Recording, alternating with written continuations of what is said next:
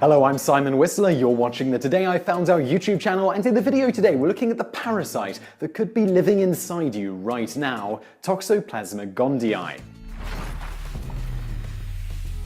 If we were to tell you that there is a parasite out there that can infect virtually any warm-blooded creature on Earth, is found just about everywhere, approximately 33% of humans are infected, and is also mysteriously linked to people committing suicide and brain cancer, then we told you that it was most commonly found in cats, you'd say we had to be lying because cats would be extinct if we all knew that. Well, if they weren't so adorable. It turns out we're not lying, and the truth gets even more interesting. Known as Toxoplasma gondii, the parasite can cause a disease aptly called toxoplasmosis in virtually any warm-blooded creature it infects. Luckily for us, toxoplasmosis is rarely, if ever, fatal in any species. That said, it is still a very major concern to the scientific and medical community. As noted in a worksheet released by Stanford University, toxoplasmosis has a very high mortality rate when people with a weaker immune system, such as patients suffering from HIV or AIDS, are infected with it. The disease is also noted as being very dangerous to infants and otherwise immunocompromised patients.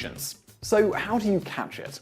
Well, there are several well-documented and universally agreed upon ways in which an ordinary person can come into contact with the parasite, and hence the disease. First, there's raw or undercooked meat, then there's pasteurized milk, there's raw or unwashed vegetables, and also cats. As a fun bit of trivia, the link between eating uncooked meat and the parasite was conclusively proven when scientists in Paris fed orphans nearly raw beef, horse and lamb meat to test the hypothesis that the parasite could be transmitted in this way.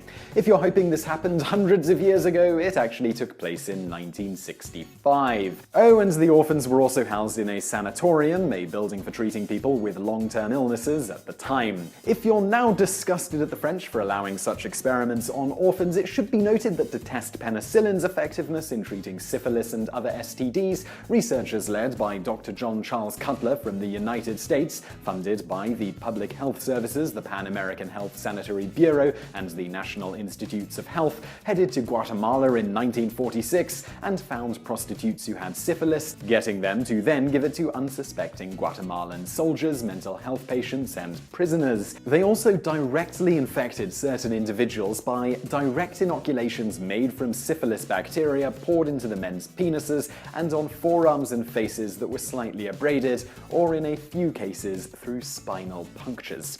It isn't known how many people died as a result of this, as the results from the study were never published. If you think that one's bad, check out the infamous Tuskegee syphilis experiment, where about 600 American citizens were told they were getting free healthcare, when in fact the physicians were just studying how untreated syphilis progressed, many to death, as well as spreading it to others as they were told they didn't have it. Dr. John Cutler was involved in that one too. He faced no consequences for the people who died in his experiments and even had an illustrious and celebrated career, including at one point becoming an assistant to the US Surgeon General. So needless to say, there are bad eggs in every country, but we digress. In regards to cats, they are noted as being the definitive host of the Toxoplasma gondii parasite. In fact, it can only sexually reproduce when it is inside of a cat. However, it can asexually reproduce and live indefinitely inside the body of virtually any warm-blooded host, like a human. Since Toxoplasma gondii parasites can't complete their life cycles inside of us though,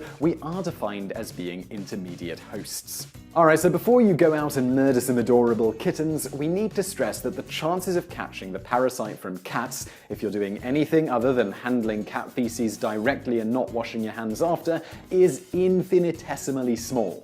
So much so, in fact, that owning a cat is not considered a risk at all in terms of acquiring Toxoplasma gondii unless you're pregnant. This is due to the fact that Toxoplasma gondii parasites can be passed from a mother to her child while she's pregnant, and as noted, a severely weak immune system, such as the baby has, is a recipe for death when acquiring the parasite. However, even this generally isn't much of a risk unless the woman in question first acquires the parasite while pregnant, but given the consequences include potential death to the child, it's recommended to be ultra careful concerning this parasite when pregnant, otherwise you're probably going to be fine.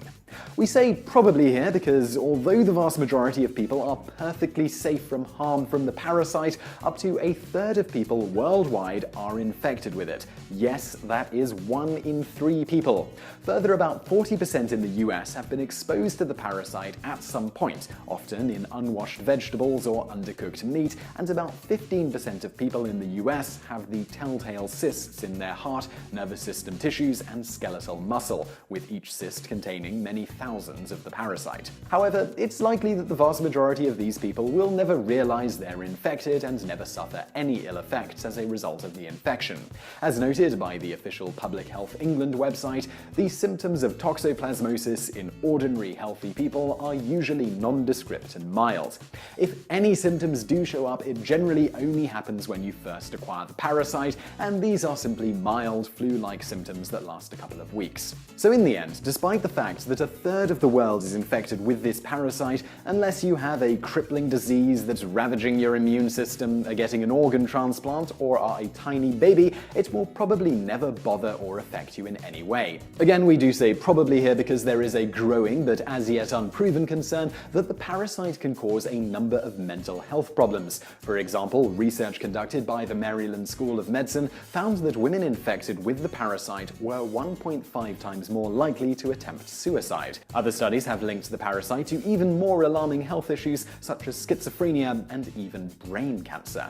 By far the most fascinating thing about the parasite, however, is its apparent ability to control the mind, or at least the behavior of certain of its hosts. Specifically, rats infected with the parasite will become unusually attracted to the scent of cat urine, a scent they'd usually avoid like the plague. Terrifyingly, the parasite seems to accomplish this by completely and permanently overriding the rat's natural fear of cats and their distinctive odor. Instead, the rat becomes intensely sexually attracted to it. Needless to say, this makes it much more likely that the rat will be eaten by a cat, which allows the Toxoplasma gondii to get inside its preferred host. As of yet, thankfully, no such mental change has been noted in human beings. In the end, our own immune system keeps the majority of the symptoms, and by extension the parasite, at bay. When it doesn't, for example, in immune-deficient people, the subsequent disease often results in death, with initial complications including encephalitis, inflammation of the brain, and pneumonia. And now for a bonus fact. On February the 10th in 1355 in Oxford, England, Walter Springhuse and Roger de Chesterfield, two students at the University of Oxford, got in an argument with tavern owner John Croydon over the quality of the drinks he was serving. In the end, drinks were thrown in the face of Croydon, after which the two students attacked him. Soon the fight spread, with local townspeople on one side and Oxford students on the other. In the fight, students at the university even assaulted the mayor of Oxford, John de Bereford. This riot lasted 2 days, leaving 63 students and about 30 locals dead and many more injured.